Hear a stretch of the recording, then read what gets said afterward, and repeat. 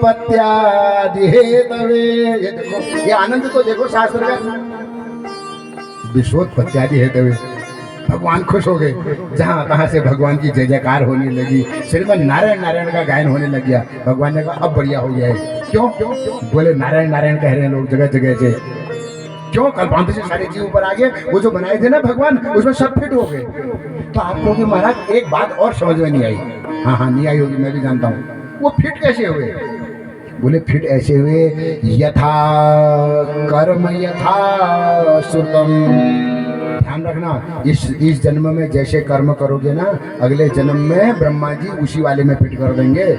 इसीलिए ज्यादा गुस्सा मत करना, सांप वाले में फिट कर देंगे। हाँ, सरल ही बने रहे ना, क्योंकि फिट करने की जिम्मेदारी ब्रह्मा जी की है। अब ब्रह्मा जी अपने आप फिट कुछ नहीं करते हैं। गरुड़ पुराण बढ़िया करके सुनोगे, वहां से बड़ा विशद वर्णन है। गरुड़ पुराण तो बड़ा ज्ञानवान है, उसमें बहुत कुछ है। तो लोग उन्हीं ले जो पूर्व जन्म में श्यापसी है, तो गुस्सा करो यो पापो करो हर समय। जो गुस्सा करता है उसे ऐसा कहते नहीं कहते? हाँ, और जो बहुत ज्यादा लोभ लालच करता है उसे कहते हैं लोमड़ी है। हाँ हाँ, और ज्यादा फल फूल की चोरी मत करना, बंदर बनना पड़ जाएगा, छुचुंदरी बनना पड़ेगा। वहां सब लिख रखा है गरुड़ पुराण पढ़ना। ऐसा ऐसा लिख रखा है, डर जाओगे। एक हमारे ब्याह जी हैं, मेरे को ब्याह जी वो गरुड़ पुराण करोगे? बोले मन ही करने आता गरुड़ पुराण। क्यों? बोले डर लगे आता करने में। क्योंकि गरुड़ पुराण जो करेगा सबसे पहले खुद पापी घोषित हो जाता है। मन ही करने आते, बहुत डर लगे। डर क्यों लगे? क्योंकि मन में पाप है। जो जिसने जीवन में पाप नहीं, उसको डर किस बात की? बोलो। पर उसे गरुड़ पुराण में महाराज महर्षि वेदव्यास जी ने किसी को छोड़ा नहीं है। पढ़ना बड़ा अच्छा है। हाँ, आप क्या सोचते हो? पुराण शैली होनी चाहिए सुनाने की, बड़ा आनंद है पुराण में। आनंद आ जाएगा, आपको पता ही नहीं लगेगा 3 घंटे कहाँ चले गए। ये पाँवों का दर्द भी गायब हो जाएगा, थोड़ी देर होगा, फिर ये भी पाँव भी कहेगा छोड़ो, अभी ये नहीं छोड़ने वाले हैं। इसलिए मेरा कहने का मतलब क्या है? देखो भाई, व्यवहार को तो मधुरी बनाना, और मधुरता ही जीवन में अच्छी है। इसलिए मधुबातारितायते। मधुक्षर जजमान जी, जब आप ना वो भगवान को शहद डाल रहे थे ना, उसमें जो मंत्र शहद भगवान को क्यों डालते हैं? कि हे भगवान, मेरे जीवन में मधुरता बनी रहे। शर्करा क्यों डालते हैं? मेरे जीवन में मिठास बनी रहे। गिरते क्यों डालते हैं? मेरे जीवन में श्लेष बन रहे। चिपकाओ, ये मेरे हैं, मैं इनका हूँ, है ना? जैसे तुम पूर्व बाजार में पूछा, ये सब तुम जाने जान सा तुम सब परिचय निकल जानी। श्लेष है, पकड़ लेते हैं एक दूसरे को। देखो गुरु आओ बैठ जाओ, ये श्लेष होता है। आपके प्रति भी होगा, आपका भी किसी से श्लेष होगा। और ये जितना बढ़ेगा ना उतना आपको आनंद आएगा, क्योंकि आप जिस दिशा को जाओगे आपके फूलमाला लेकर के लोग तैयार रहेंगे। क्यों? क्योंकि आपके जीवन में श्लेष है। और यदि दुग्ध से अभिषेक करते हो तो दूध कैसा होता है? सफेद हो। तो दूध सफेद होने का मतलब क्या है? कि हे परमात्मा, ये जो मेरा मन है ना, ये श्वेत दुग्ध की तरह बन जाए, निर्मल सत्वगुण बढ़ जाए मेरे जीवन में। ऐसे ही नहीं लिख रखा है। ये दही दही क्यों करते हैं? बोले दही क्या करता है पता है? जहां जाता है यदि उसमें कोई मैला लगा होता है ना, उसको साफ कर देता है। उसमें हल्का खट्टापन होता है। बेचारा स्वयं तो बदनाम हो गया खट्टापन के कारण, पर दूसरे के खट्टापन को दूर कर देता है। ये गुण हमारे जीवन में होना चाहिए। भले ही मेरे जीवन में खट्टास हो, पर मैं दूसरे के जीवन की खट्टास को पूरी कर दूं। उसके जीवन में कुछ कमी आई है तो उसकी पूरी कर दूं। ये ऐसे ही सब नहीं हो रहा है संसार में।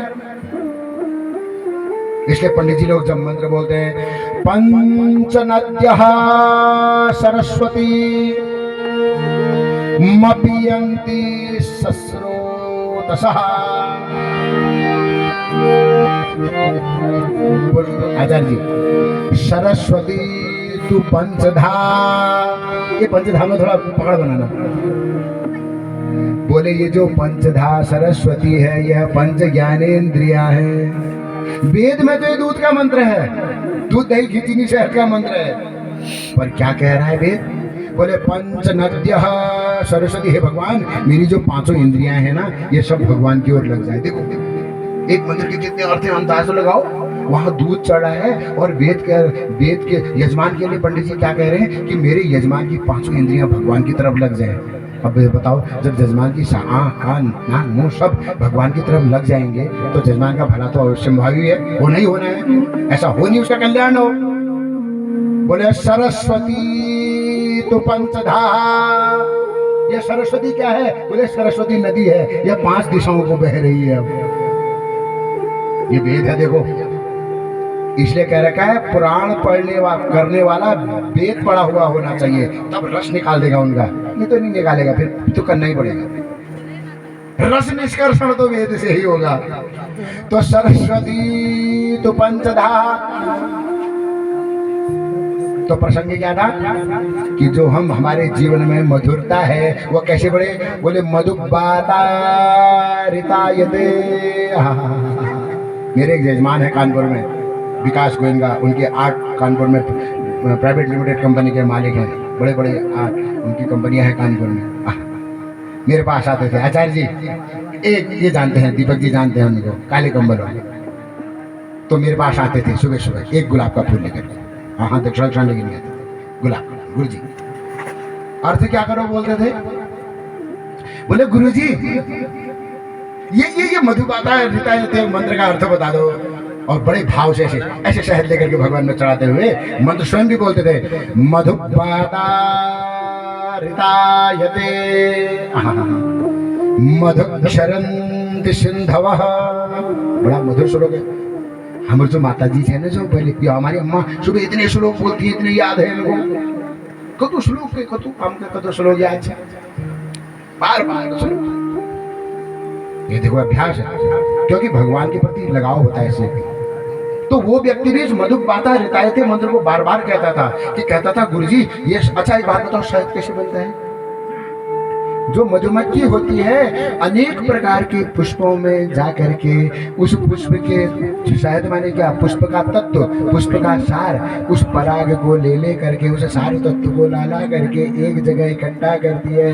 उस तत्व को हम भगवान को चढ़ाते हैं। मानो हम भगवान से कह रहे हैं कि हे परमात्मा आप तो तत्वग्राही हो, इसलिए मधुबाता रितायते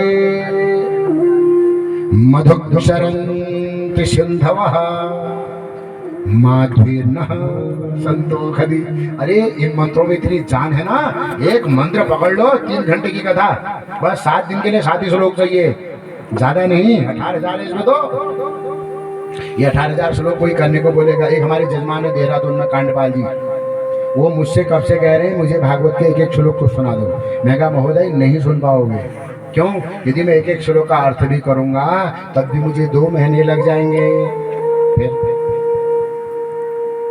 अरे श्रीधर स्वामी जैसे संत कह रहे हैं क्वाहम अहम मंदमती। कौन? जिनने इस भागवत में भाष्य लिख दिया है और वैसा कोई दूसरा लिख ही नहीं पाया, और कहे जा रहे हैं सुनो क्वाहम अहम मंदमती। बोले मेरा जैसा मंदमती को इदम क्षीरवारी देहे मंथन प्राप्त। बोले इस क्षीर के समुद्र में मैं कहाँ डुबकी लगा पाऊंगा, मेरे बस का नहीं है। बताओ हमारी तो कहीं गिनती ही नहीं है, वो पता नहीं हमारी कहीं गिनती होगी भी नहीं होगी। ठीक है ना? तो प्रसंग क्या चल रहा था? अपने व्यवहार को मधुर बनाओ, खराब से बनाओ। जैसे क्या हो, शिलपड़ भरत निशान रसरी आवत जात पे। सामान्य पिया तो पत्थर में निशान हो नहीं सकता, पर रोज घिसो तो निशान हो जाता है। निशान नहीं गोलाकार हो जाता है, वहां पर ऐसे रस्सी के लिए जगह बन जाती है। इसलिए हमारे जीवन में जो गलत आदतें हैं हमको छोड़नी चाहिए। हो प्रयास करो। अभी कोई गलत शब्द बोल दिया उसको रोको, रुक जा, बाहर निकल रहे है ना? अपनी गलत आदतों को छोड़ो, धीरे धीरे अपने जीवन में मधुरता लाओ। और ईमानदारी से बता रहा हूँ, यदि आपके जीवन में मधुरता आ जाएगी ना, फिर देखना ये मधुबाता रितायते मंत्र का अर्थ फिर प्रकट हो जाएगा आपके जीवन में। कहाँ से गए थे यहाँ इन बातों को करने के लिए कि एक बार भगवान ने क्या सोचा कि मैं तो अकेला हूँ, मुझे कौन पहचानेगा। तो भागवत के चौथे स्कंद में ब्रह्मा को ने प्रकट किया और ब्रह्मा ने हम सारे जीवों को अलग अलग जो साइज था उसमें फिट कर दिया।